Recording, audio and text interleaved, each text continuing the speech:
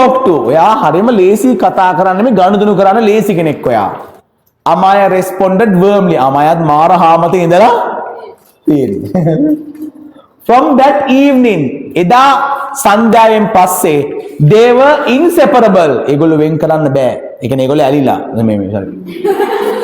හදවත් වලින් අනුමා කරේලා. Their friends ඒගොල්ලෝගේ යාළුවෝ said කියනවා they were meant to be together. ඔයාලා නම් ඔයාලා වෙනුවෙන්ම නේ ඉපදිලා තියෙන්නේ. ආනේ. A year later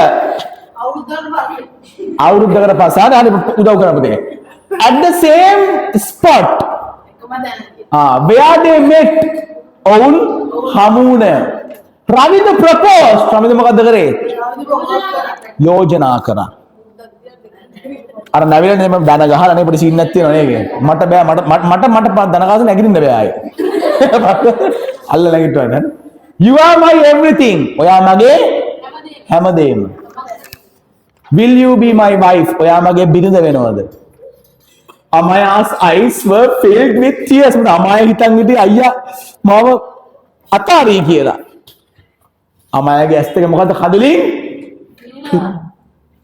මම බලන්න පොඩ්ඩක් නේ සීන් එක yes I am the happiest person alive එයා කියනවා එයාලු ජීවිතුන් මේ වෙද්දී දැන් ජීවත් වෙලා ඉන්න අයගෙන් වාසනාවන්තම කියනවා මේ වගේ පොල් බූරෙක් බඳින්න නේ